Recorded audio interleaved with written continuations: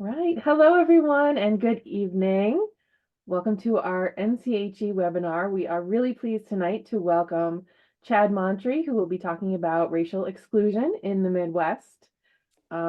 Professor Montrie teaches history, among other things, at the University of Massachusetts Lowell and has a diverse range of research interests, not just racial exclusion, which you'll hear about tonight, but also labor history and environmental history. And he is the author of 5 books, including Whiteness in Plain View, a history of racial exclusion in Minnesota, which he'll be talking more about tonight, but also The Myth of Silent Spring, Rethinking the Origins of American Environmentalism. So we are very happy to have Chad with us tonight. Just as a reminder, please feel free to post your questions and your comments and chat throughout the evening. If you have questions, you're also welcome to use the Q&A function. And later this evening, after Chad's talk, we can spend some time answering questions and discussing. So Chad, please take it away. Right.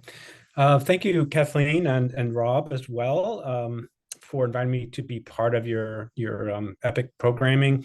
I guess you could say that can have double meaning, right? It's epic and epic.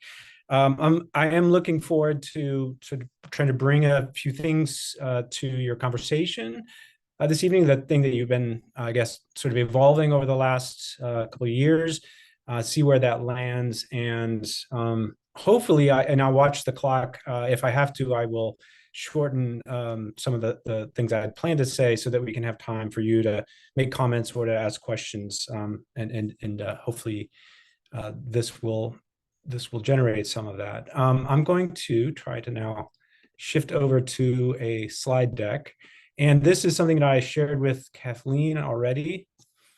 So, and you're welcome to have it and use it, or at least reference it. And I think that it can be distributed to you. Is that now showing up? I just want to check that's showing up on the screen. Okay. Okay. So I actually trained as a labor and environmental historian. I grew up in Kentucky and I went to grad school in Ohio, so I'm a little bit of a Midwesterner until at least the mid-90s. That's where I was. But several years ago, I decided I'd shift out of those fields and that focus and start looking at the history of racism in the United States, which perhaps maybe you think has received a lot of attention, but I think in a way we kind of haven't really told even really, I think, the beginnings of the history of racism itself. What we did do is start to make some corrections in terms of the stories we tell and bring other people into the narrative who are important. But in doing that, I think we sort of leapt over what the other thing that white people are doing, besides trying to center them as the heroes or as the leaders or the people that mattered. We also sort of didn't get a full sense in the work that we had been doing of how racism worked and what racism was, how it was manifested. And so I was interested in coming to that as a topic myself. As a person who grew up in Kentucky, I knew though that I wanted not to just focus on the South. I had a sense, being sort of a Southerner, that there was a lot to recognize in the North, and I wanted to be part of a dialogue that academic historians and others were beginning about racism in the North, and also civil rights activism in the North. And so I talked to some people about this, and they recommended that I look at Minnesota, in part because it would reveal counterintuitively what people didn't, many white people at least, didn't think was there. Because Minnesota is so white, they would think that it didn't have a history of racism, when in fact that was actually what that whiteness was telling us. And it just hadn't really been as deeply investigated as it could be. And so I decided to focus on Minnesota, and I did the research to look at the history of how white people kept African Americans out of their neighborhoods, or out of neighborhoods that they claimed as theirs, out of towns, out of, in some cases, whole cities, and looked at that over 2 centuries, looked at the various methods that they used. And the main thing that I realized, sort of the big I think main point was that this was not an incidental part of Minnesota's history, that racial exclusion, when white people were doing this, was very widespread. It was happening everywhere. It was very persistent. It was going on for a long time. And it was an important part of how white people shaped culture, shaped politics, and shaped economics of their particular area, of the region where they're living, of the state, and in that way also contributing to what the United States looked like. I since I've done a number of book talks and thought about where my project would go next. And what I realized is that I wasn't just now, having looked at the history of racial exclusion, wanted to not just be focused on the manifestations of racism, like how white people reacted to African Americans in terms of whether they could move into a town or a neighborhood. I knew about racial discrimination in the workplace, racial discrimination in public accommodations, but to also get behind all of that and think about the racism itself. And is there a way that I could sort of register or measure and understand and watch sort of the evolution of racism, and that white people had that is the thing that is driving these other the expressions of racism, right?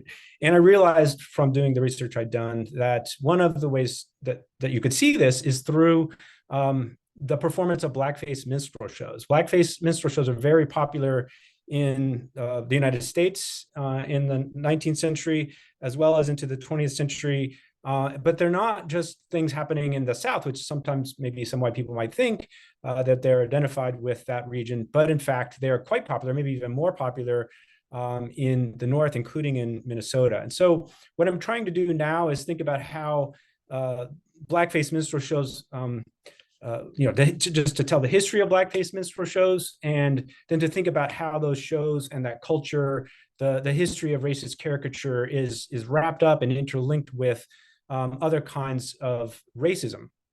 And I'm going to try to sort of give you a sense of that tonight with a few examples. And then I'm also working on a book that will get us toward that.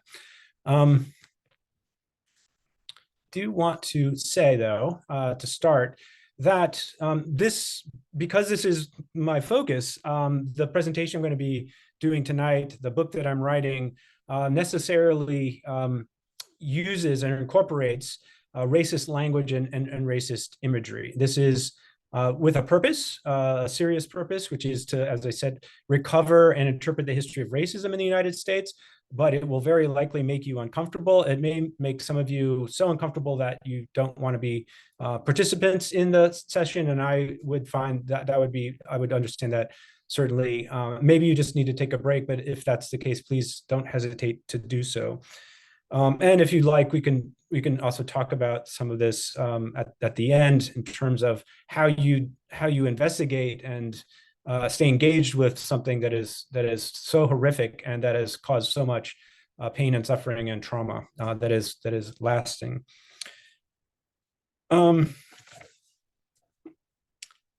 This is also, as I said, drawing from some of it's from the book that I wrote and published in 2022, Whiteness in Plain View, which is available from the Minnesota Historical Society bookstore, as well as in other places, including maybe even local bookstores. So if you would like to learn more about racial exclusion, especially in Minnesota, this book will do that for you. And maybe it will connect with some of the things you're thinking about in terms of Michigan and Missouri. But I do have a few examples to show you tonight that at least bring Michigan into the narrative of blackface minstrel shows, and as I said, how they're entangled with other manifestations of racism.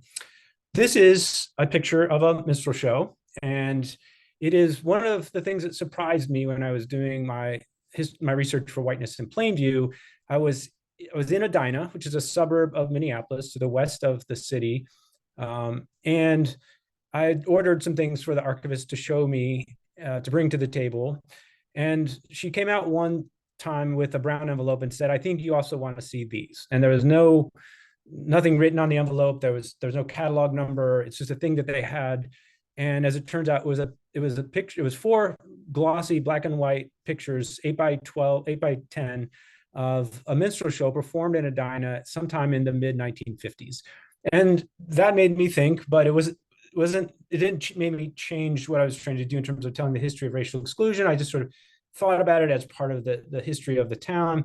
But this is what drew me back to thinking about blackface minstrelsy. This is not the South, right? But as you can see, typically in a blackface minstrel show, the storyline focuses on the rural South, usually a plantation South, antebellum South. But a lot of the literature that I then looked at to try to understand this better seemed to sort of treat blackface minstrelsy as a thing that kind of had its popularity in the 19th century and really went on a serious decline at the turn of the century and just wasn't a part of American life in the 1900s. But what I was finding, in fact, like this photograph demonstrates, is that blackface minstrelsy was going on through the 20th century, well into the middle of the 20th century. And in fact, I'm finding examples of minstrel shows happening into the 1960s and 70s. And just to sort of give you an idea of how a minstrel show worked, this is actually a very large group of people on the stage, unusual for a show. But you have in the middle, this person here who is not in blackface, a white person. He is what they call the interlocutor.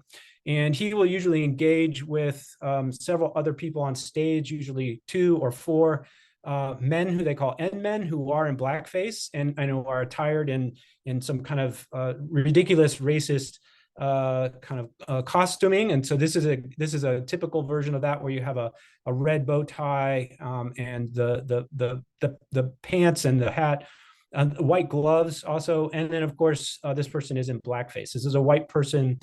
It used to be in the 19th century that people would use a burnt cork to blacken the white people would use that to blacken their face. And so this also became known as burnt cork vaudeville or burnt cork entertainment. But eventually, most of the people that are performing minstrel shows are using grease paint. So this is probably grease paint. There are various kinds of shows. There are professional shows that companies put on, and then there are amateur shows that people in a community will perform, usually as a fundraiser for their particular organization. And so this is something we'll come back to. You'll see examples of this. Like I said, this is the kind of thing I think you'll find to make you very uncomfortable to see this kind of racism on display. But I'm showing it to you in part because I think that's the power of this history, which is to reveal just how racist American society was in the 20th century, and then to sort of prompt you to think about the implications of that. If this is the kind of racism that it's common, unquestioned by white people in many communities throughout Minnesota, Michigan, other parts of the country, then you can imagine what that means in terms of discrimination in housing, discrimination in employment, and discrimination in all kinds of other aspects of public life, and how that's created a legacy. So I'm going to show you an example of a minstrel show in Minneapolis as part of the background understanding the minstrel show that you just saw the picture for in Edina, the suburb of Minneapolis. This is a inside of a program for the Roosevelt Club's minstrel show called Chimes of Troy from 1907. And you can see they're performing it not only in Minneapolis at the Metropolitan Theater, but also at the Auditorium in Stillwater and at the Metropolitan in St. Paul on 5 different evenings.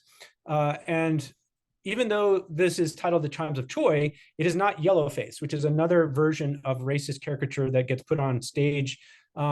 It is actually blackface, but one of the people who's a member of the Roosevelt Club titled it Chimes of Troy. There is a racist Asian storyline in it, but it is also a very traditional blackface performance. The Roosevelt Club is, in this case, in 1907, performing its last minstrel show, although it had performed its first one in 1901. And this page here, page 3 from the program, describes a little bit about the organization. The personnel and general character of the Roosevelt Club is too well known to need any introduction to the public, but a few words on the club's progress may be of interest. Organized as a campaign marching club during the presidential campaign of 1900, the club has steadily grown and prospered until, with an increased membership, it has become one of the leading social clubs of Minneapolis, as well as a strong political organization.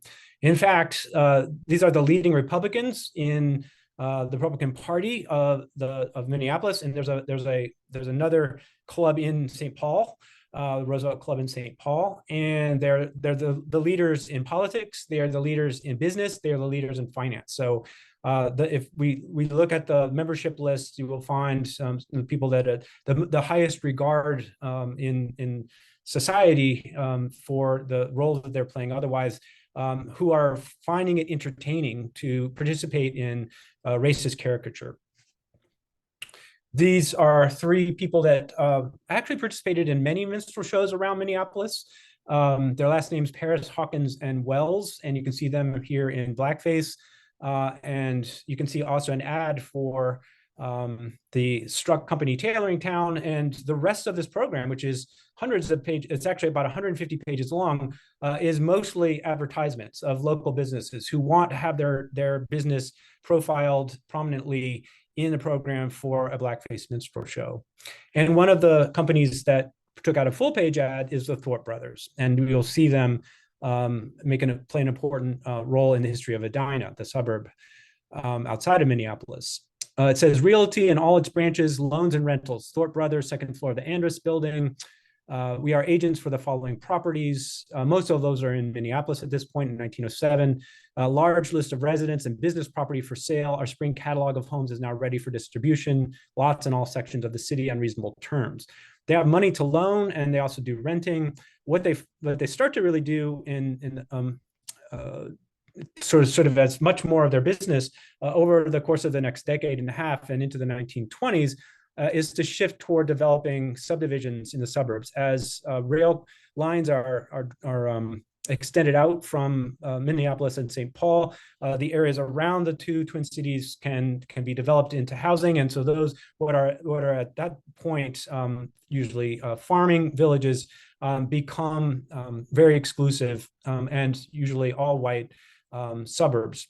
And the Thorpe Brothers is very important in this process in Minneapolis.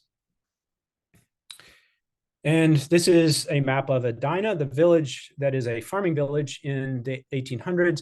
It is originally land that is inhabited by the Dakota, but then of course there is the U.S. Dakota War of 1862, which is essentially a race war, and the United States military and government remove the Dakota people from their ancestral land to reservations outside of the state. And then this land is made available to colonizers, most of whom are white. But in Edina, there's some exception to that, because many of the whites who move in to at least this part of Edina, up here by Minnehaha Creek and the mill pond that gets made, many of those whites are actually radical Republicans. They believe in very much in anti-slavery, and they also believe in the political and social equality of African Americans. And so when they move here to this part of Edina, they're very welcoming to Black migrants, some of whom hear about this area even before the Civil War, and then also after the Civil War, and African Americans experience, those who were enslaved experience emancipation. Then more of them moving north, then they hear about places like Edina Village too. And so you have, by the turn of the century, about 15, or at least a dozen, eventually about 15 Black families also living in this area. And this is then the place where you have the largest concentration of Black landowners in the state of Minnesota.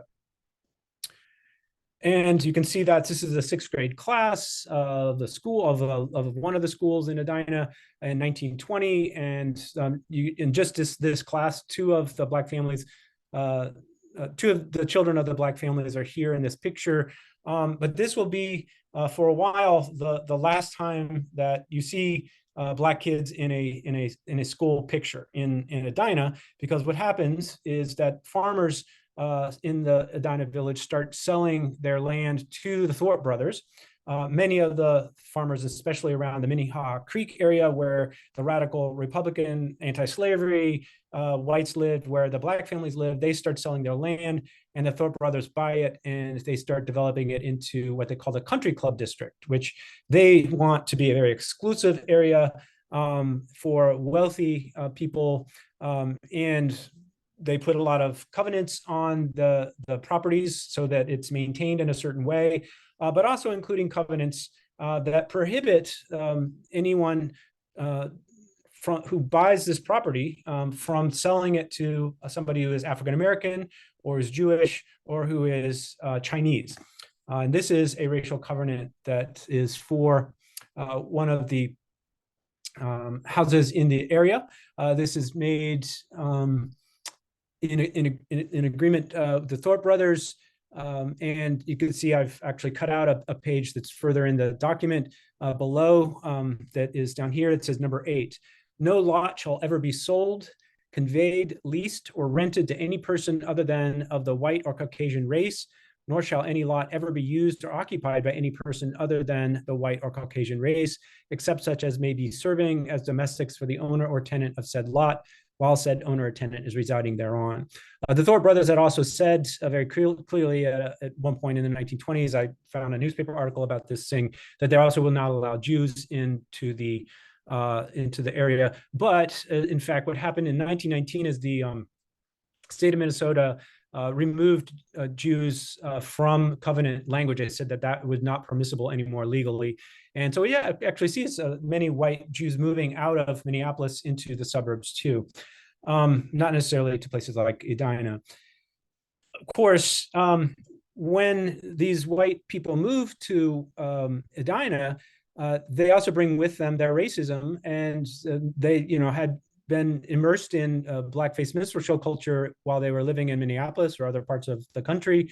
And so they thought it was, sort of a very appropriate to begin to perform minstrel shows. And though this would not have been possible in Edina 10 years, 20 years before, because the people that were living in this part of the outskirts of Minneapolis would not have allowed it because they did not believe in this kind of racism. By the 1930s and into the 1950s, you have residents putting on minstrel shows. And a lot of times these minstrel shows, as I said, if they're amateur minstrel shows, are for fundraising. And in this case, it's fundraising for a church. That is not unusual for a church to do this. And this is the front page of the Crier, which is the newsletter for the Country Club District in 1938, May of 1938.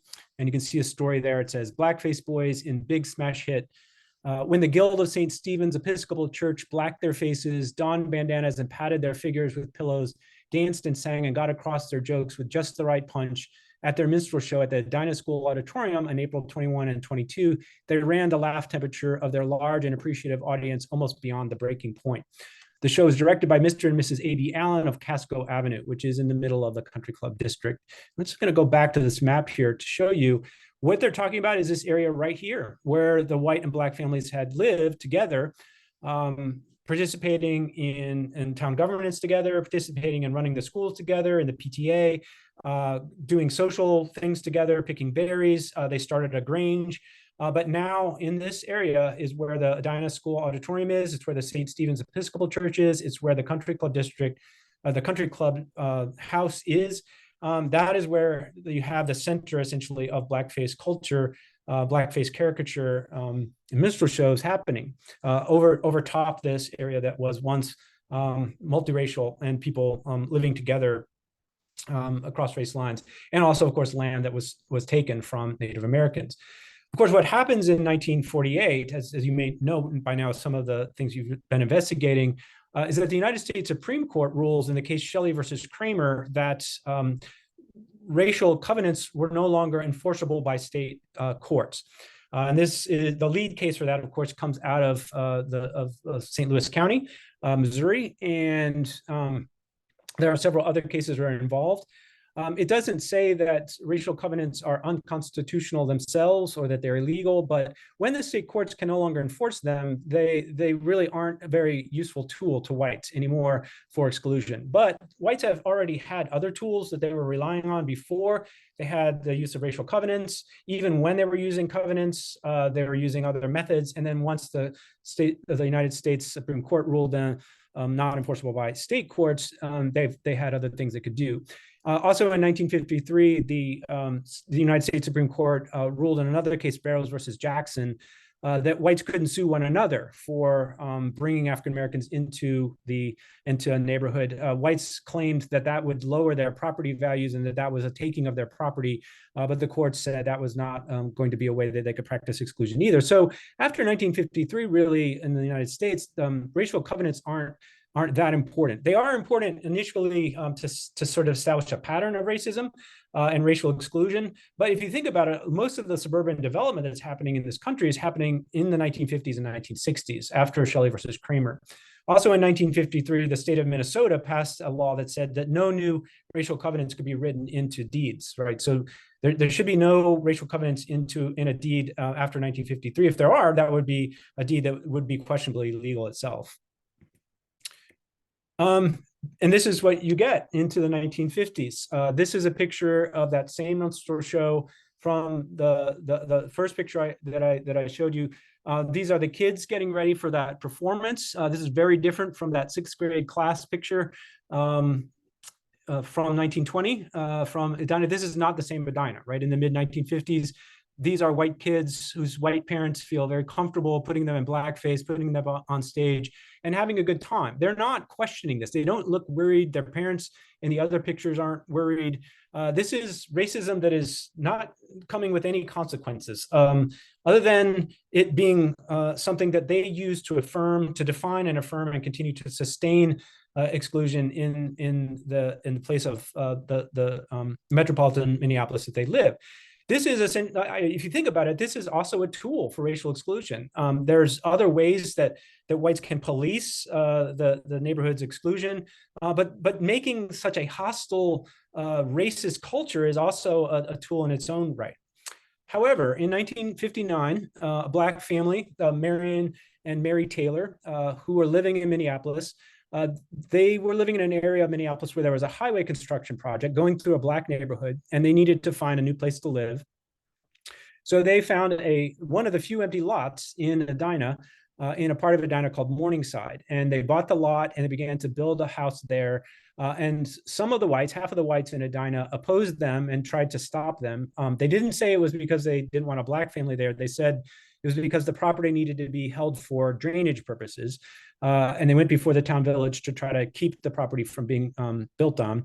But there's another half of the community that rallied around the Taylor family. And eventually the Taylors moved in 1960. This is the Morningside Elementary class. And this is Greg Taylor here in the middle.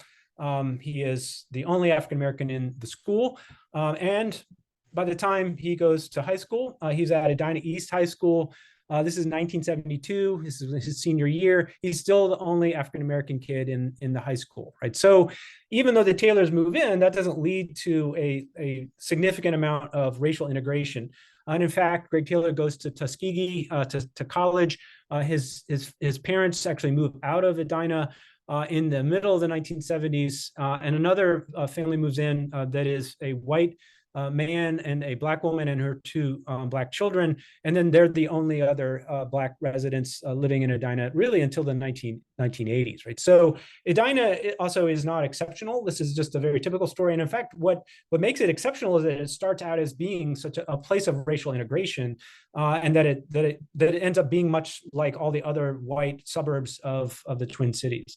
And as you can see how blackface minstrel culture is a part of that, including even going back to the program where the Thorpe brothers, that were important developers, are advertising in a blackface minstrel show program.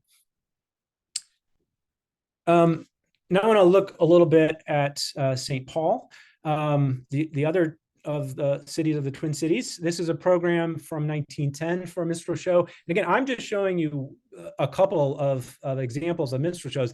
These are happening all of the time. One of the things that shocked me, even though I knew there were minstrel shows going on, is just how absolutely frequent they are. I'm looking at Duluth right now, and there will be times when I'll find 2 or 3 minstrel shows going on in the same week.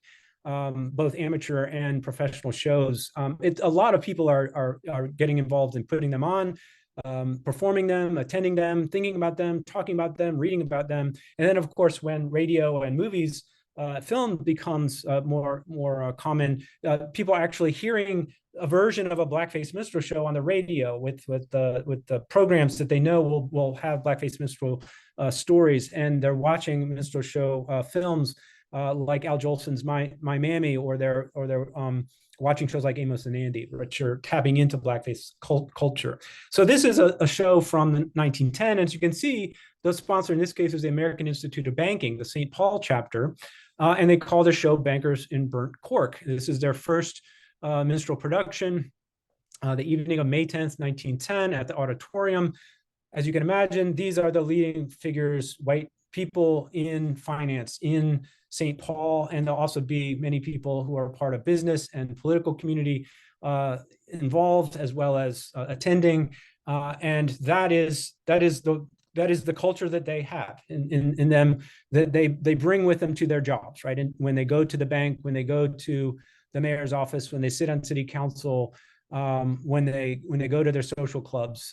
Here's an example of an ad from this program: Our Bank, East St. Paul State Bank, on Payne Avenue. And then there's a listing of the program. You can see the interlocutor is identified, O.J. Schumacher, and then there's the N-men who I was telling you about. They stand on the side of the interlocutor, and he interacts with them and lets them tell jokes, racist jokes. And there are many other advertisements in the rest of the program. And this is a cover of a minstrel show from 1938, also in St. Paul, for the Church of St. John the Evangelist, another minstrel show fundraiser for a church, directed by Grant Kelleher. And this is at Portland Avenue and Dale Street. That's where the parish house is. And so the show is performed in the parish house. And just keep that address in mind, because that will be important in terms of what happens in the area just to the north, the blocks north of the St. John the Evangelist, Church of the St. John the Evangelist parish house. This is the listing of those involved. Again, advertisements on the back, the people in the community, whites who are in the community want their business displayed and advertised in the program. Minnesota Cleaners, Dale Street Super Service, St. Paul College and Law, Garden of Sweets, Breck School, Roofing, Butler's Drugstore. And this area where the Church of St. John the Evangelist is over here. This is a map, and hopefully you're seeing my arrow. My arrow is here. This is the state capitol right here. And the area where Church of St. John the Evangelist is over here, kind of off the picture, west of the state capitol. And this line right here is the path of a highway, 94, Interstate 94, that will go through the Black community. So this area is called Rondo, and that's where the largest concentration of African Americans in the city. And to the south of them is housing an area where more whites live. In the 1950s, the St. Paul Housing and Redevelopment Authority decides that they will do urban renewal projects in this western area, as well as in the eastern area of the state capitol and in what they call Mount Airy. And the two urban renewal projects that they do in the west, one in the early part of the 1950s, the other in the middle part of the 1950s, displaced residents there. Now, there are whites living in this area as well as African Americans, and so whites get displaced along with African Americans, and you can see that they have kept track of the numbers. Here is the Western redevelopment area columns for whites displaced. You have 472 families, 136 non-white families displaced. Those are almost all African Americans. And then you see where they go. This is sort of a calculation or tally of what kinds of housing that they find both white and non-white residents displaced by the end of the 1950s. What happens, in fact, this is a map of this area. So this right here is the state capitol, this little odd shape. This is the Western redevelopment area that is hashed, that sort of has the crosshatch shading. And each of these white triangles represents a African-American family. Each of the black circles represents a white family. So when people were displaced from this area right here, both black and white residents, the white triangles and the circles represent where they went. And you can see the black circles are getting scattered all over St. Paul. And actually some cases, some of those residents will get to Minneapolis or the suburbs of Minneapolis, whereas the white triangles are getting concentrated into an area between these two main streets, these thoroughfares, Rondo Avenue, which is the main thoroughfare of the Black community, and down here to Dayton Street. Now, the Church of St. John the Evangelist is down here, which is an all-white area. And you can see some whites have moved into the blocks near the Church of St. John the Evangelist, but African-Americans have been contained by people's racism in this area. And then there is as I said, a highway expansion project. This is a picture of the construction of Interstate 94, and that goes along this road here and displaces more African Americans, and they get further concentrated into what is the Selby-Dale Avenue area. So the urban renewal project and highway construction actually lead to the destruction of the Black community, also the destruction of the most racially integrated community, and the concentration of African Americans into an ever smaller area. And I think you can say that the blackface minstrel show culture that is a part of St. Paul white people's way of thinking is sort of implicated in this, and that is also revealing the racism that explains this. Because if you think about it, the urban renewal project and the highway expansion isn't really what caused African Americans to be segregated further, or whites to be displaced and move farther from St. Paul. With the choice of moving outside of this neighborhood, it's the reaction of people to them when they try to find other housing. And that is something you see very clearly in the records of what becomes the Civil Rights Department. So in 1962, the state of Minnesota passed a law to make it illegal to do some discrimination in housing, not all. There are a lot of exceptions. But because of this law, they create the State Commission Against Discrimination, which starts taking people's claims that they are experiencing housing discrimination and investigating them. And when they talk about their experiences, what they're telling you is that they're not running into racial covenants. They're not blaming the city government for removing them from their house. What they're doing is they're running into white people who might own buildings where they rent, or they might own houses that they're selling, and they're refusing to rent or to sell to African Americans. So this is Mrs. Gloria Page, who is accusing Philip Rosenblum of not renting to her in May of 1963. Page said that she had answered an ad which appeared in the paper regarding an apartment for rent, and looked at the apartment the same afternoon after talking with the caretaker's wife. Miss Kate Page called the owner on Sunday, and at first he seemed confused about which apartment she was talking about. So she explained she meant the apartment building at 1037 Dayton Avenue. So that's farther down below, closer to the Church of St. John the Evangelist. The owner, Mr. Rosenblum, asked if she were a Negro, and she said that she was. He said that he rented to a lot of Negroes, but she felt that this seemed to bear some relationship to her interest in the apartment. Though she had been given no application to fill out, Mr. Rosenblum asked for her character references, and she gave him 2 people in supervisory and medical positions at hospitals. Neither of these character references were called. Mr. Rosenblum initially told her that he would call in about a week, and after calling back a couple of times, was told that the man presently occupying the apartment had decided to stay. Mr. Rosenblum defined his rental pattern, which is one of renting only to Negroes in Eagle Heart, Carroll, Western, and Central buildings, in that cluster that you saw, those white triangles, but only to whites in Dayton Avenue apartments. The procedure of asking for credit or character references has been applied only in the case where he's had Negro applicants as an obvious attempt to delay. So this is how housing discrimination is done in the 1960s. There are also realtors involved. They will steer people. If an African-American family comes to them and says, we'd like to buy a house, the realtor keeps them from looking at houses where they've been told that the white residents don't want African-Americans to live. Same with apartments. It's a much more insidious and difficult thing for state or federal government to police, and so it'll take a while for this to be undone. In fact, it's of course still practiced in some cases today. I'm actually going to not talk about Duluth. You'll see that in the slides that you find if this slide deck is just distributed to you, because I want to talk about the Michigan example, and also have time for you to make comments or ask questions. As I've been doing the history of research for history of blackface minstrel shows in Duluth, I'm reading the Duluth Herald, and I found this article from the Duluth Herald from 1914, and I'm going to blow out some of the article so that we can read it together, but just to read the titles here. It says, "Lovely time on the boat. Detroiters enjoyed a minstrel show and vaudeville sketches.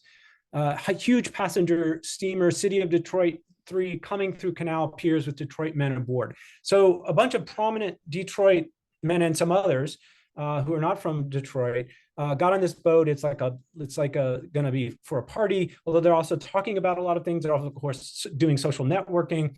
And as part of their what they consider entertainment, they also have a minstrel show.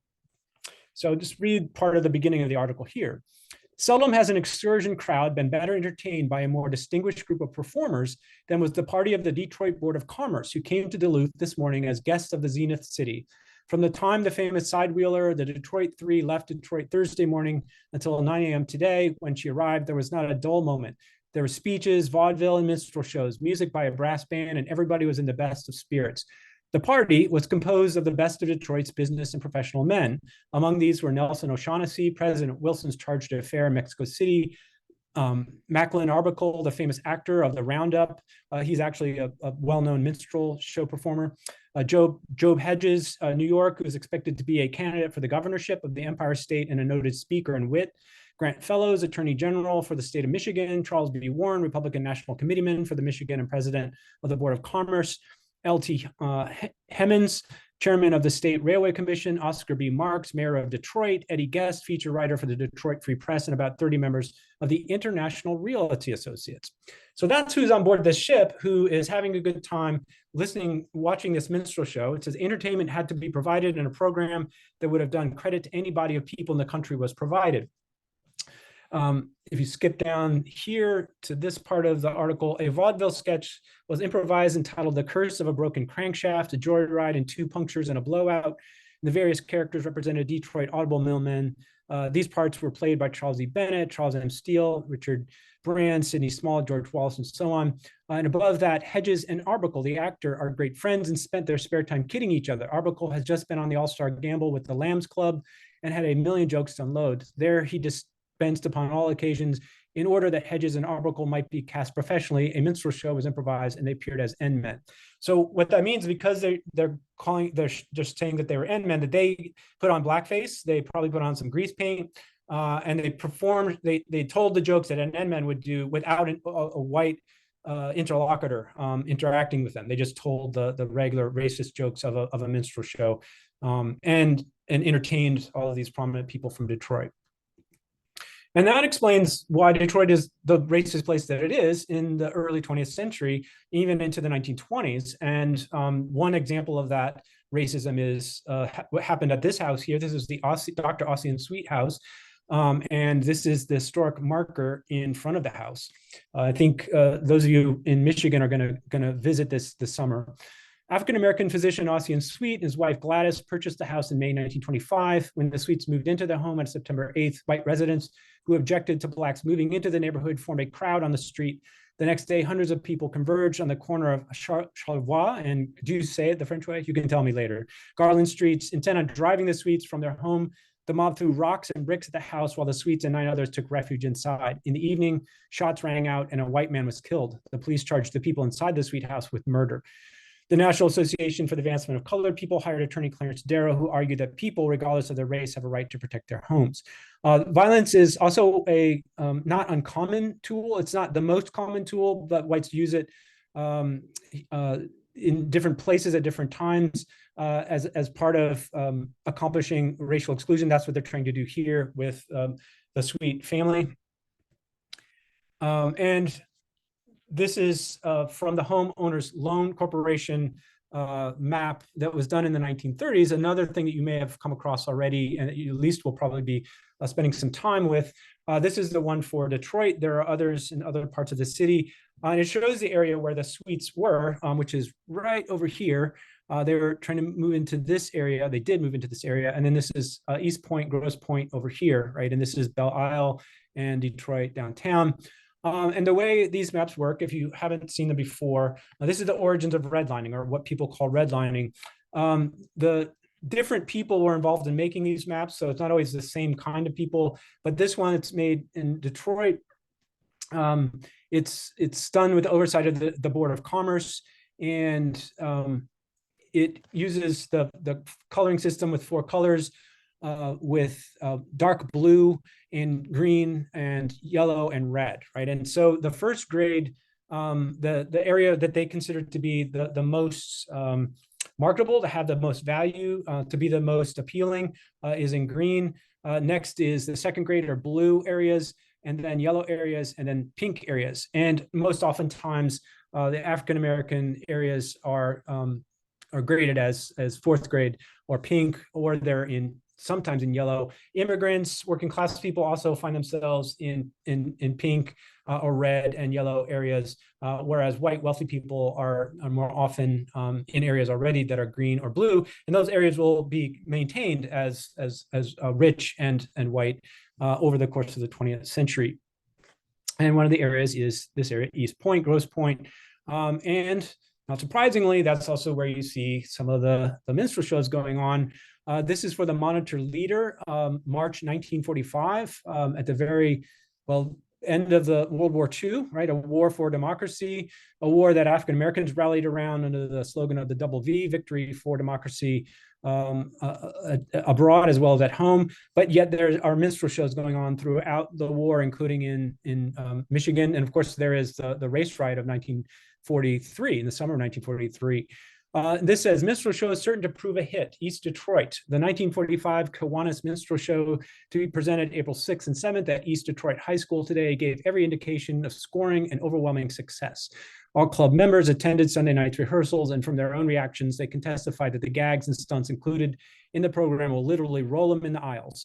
The soloists are Walker Smith, Edgar Kaltoff, and then they name other people. One of the things I'm going to be doing as part of this research is actually finding out who these people are, and not just thinking of racism as a thing that happens because of a mob, but rather individual white people collecting themselves together, collaborating, and doing the work of racism over time, in some cases to maintain a community as all white, and in some cases to keep a workplace as all white, in other cases to make it clear that some public accommodations are off limits to African Americans or others. And this is something you can do with the newspapers, because they very typically will give you a full listing of who the interlocutor is, who the end men are, who are in the chorus, who play parts of what's called the olio. And that explains why Grosse Pointe is the way it is into the 1960s. So this is Governor George Romney with the Detroit NAACP President Edward Turner in Grosse Pointe in June of 1963. George Romney is a Republican, but unusual for his outspoken support of civil rights. He sets up a civil rights commission in Michigan during the time that he's governor, and he even does things like this, marching with other people, including African Americans as well as whites, to challenge racial exclusion in parts of big cities and throughout the state. He eventually becomes the Housing and Urban Development Secretary of Housing and Urban Development under Nixon at the end of the 1960s, and continues to advocate for an end to racial exclusion, especially in the suburbs. And as he does that, Richard Nixon decides that's not quite what he had in mind, and he fired George Romney, right? So that's why Romney was fired from his job, for advocating an end to racial exclusion. But the minstrel show culture that's a part of what you saw, explained in happening at East Detroit High School, that is a thing that's a part of this community that is Grosse Pointe, and that is part of essentially of also what is maintaining the racial exclusion that Romney and Edward Turner are marching against here, and also what is how the racism is maintained over time, how it is established and policed by whites. And so that's where I'm going to stop. I know I went through that fairly quickly, but you can also go back to it and see the material on Duluth. And I'm going to be able to answer some questions if you have any. And you can always reach me by email too. If you go to my university faculty webpage at the history department of University of Massachusetts Lowell, you'll see an email address there.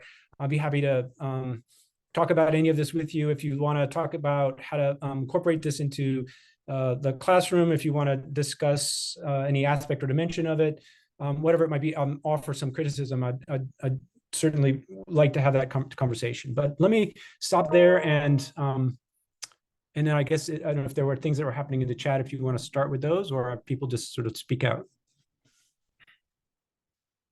All right. Well, thank you, Chad. Folks, now is your time to shine. Please feel free to add questions or comments in the chat or use the Q&A feature. Kelly, thank you. Kelly commented that Governor Romney, her grandmother reports that Governor Romney was a decent governor, a Republican that a lot of Black people supported.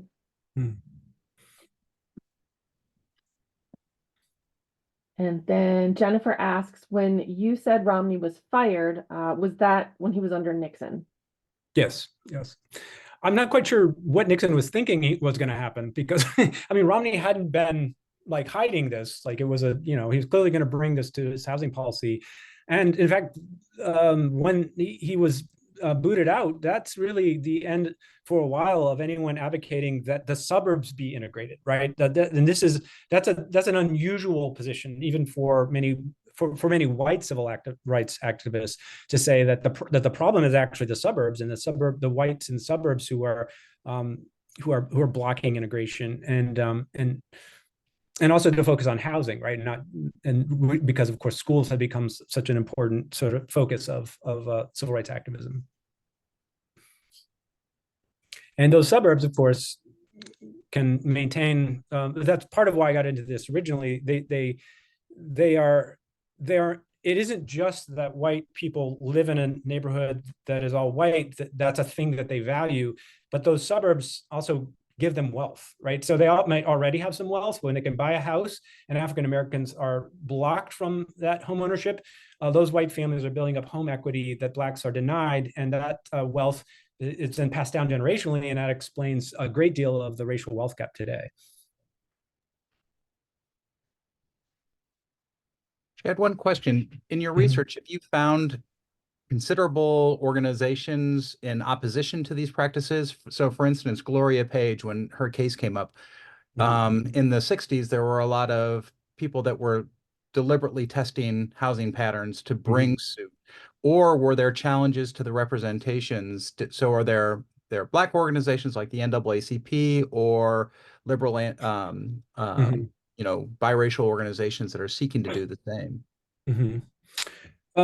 There are many organizations that are advocating through the 60s in some way in the North for civil rights, Black as well as white. There are some whites in suburbs like Bloomington, which is near Edina, that form a human rights commission, and then they start trying to integrate their suburb. They're not successful. They partly because they don't really do a lot of work to reach out to Black activists, and they stay separated from them.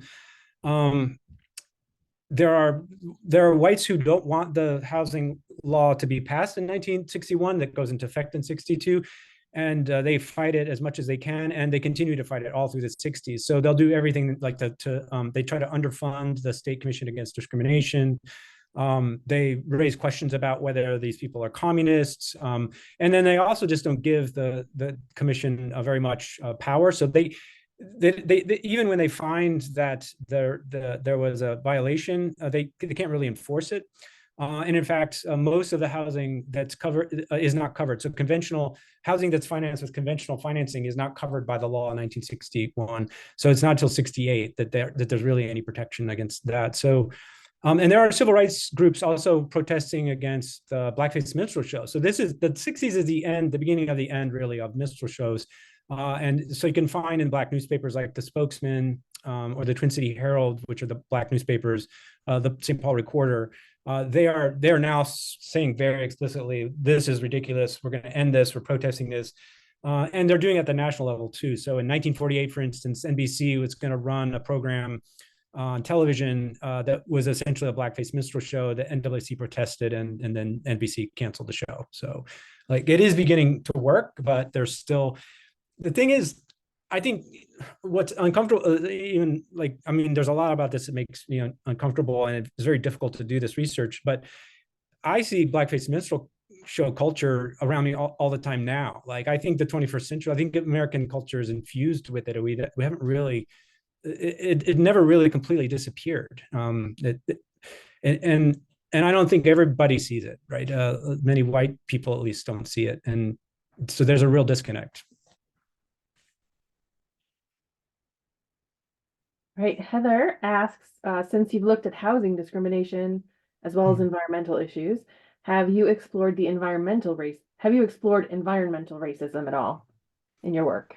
Yes, that's a great question. That's actually the first thing that I did that got me to racial inclusion. When I got out of grad school, I went to teach for 1 year in Memphis, and the neighborhood I lived in was near a petrochemical plant, which was where it was almost all African American residents.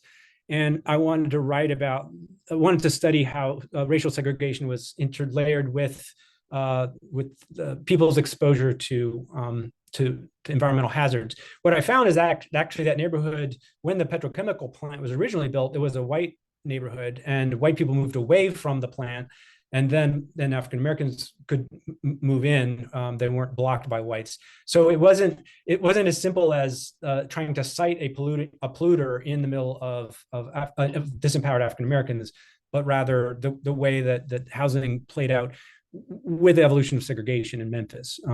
So there's that example. Detroit there's a lot of people working on this in Detroit, and it's something that I focus on in my other work as a labor and environmental historian, because the United Auto Workers actually played a really important leading role in making an environmental movement in Michigan, and they deal with environmental racism well before any other group.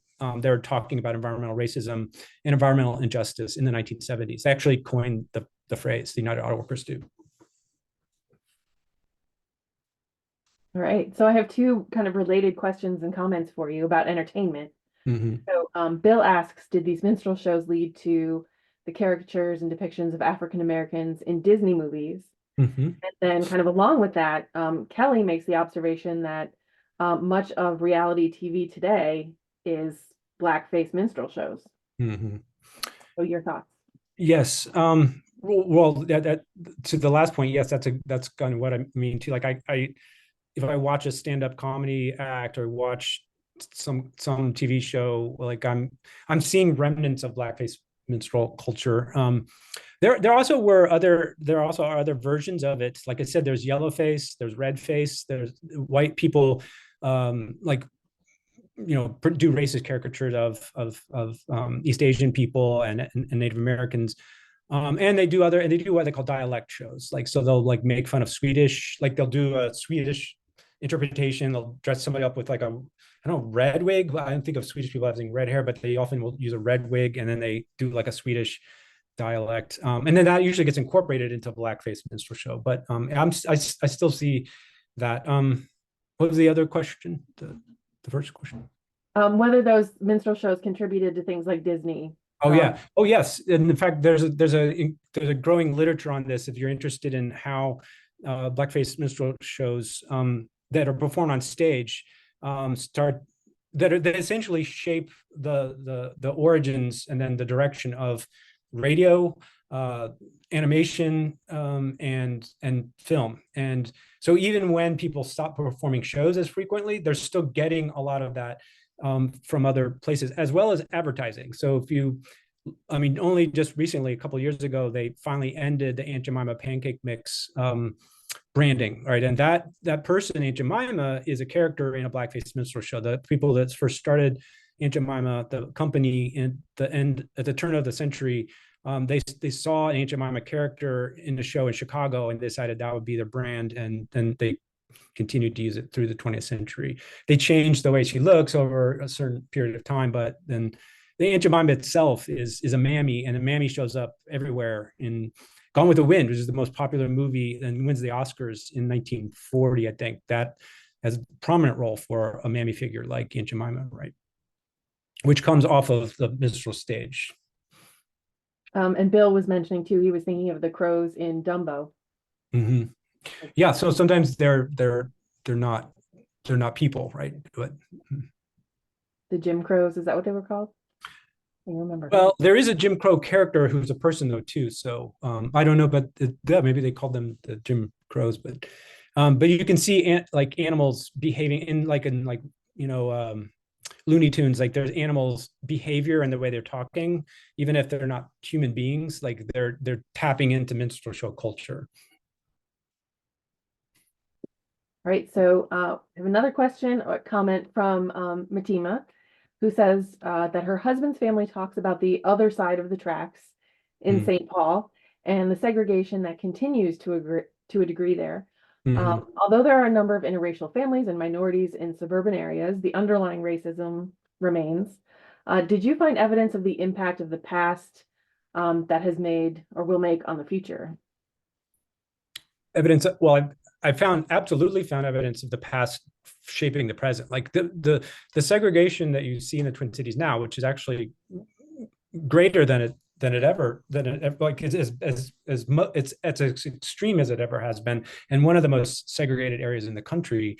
That is not an accident, and it didn't just recently happen. It is a legacy very much of what was going on in the 20th century, and that's an important point that I at least like to highlight. That a lot of times when people are talking about the question of truth and reconciliation and reparations, they immediately go to slavery, and we should. Enslavement mattered to people in terms of their destiny, in terms of the destiny of what happened to a whole race of people. But it isn't just racial slavery that did that. There were a lot of things going on in the 20th century up to the 1960s and 70s. They're very much what made 2023, right, the way it is, in terms of disparities in income, disparities in health, education, imprisonment, incarceration. A lot of that can be explained by things that are much more recent, right? And in that way, white people have, there's a culpability, responsibility that's much more clear, rather than this thing that happened 150 years ago. Right. Well, thank you. We are officially at time. So I wanted to say thank you very much, Chad, for joining us and for the great talk and the great information. It was wonderful to have all of you here tonight. We look forward to seeing you at a future program. So please enjoy your evening, and thanks for being here. All right. Thanks to everybody, and thanks to you and Rob. Thank you.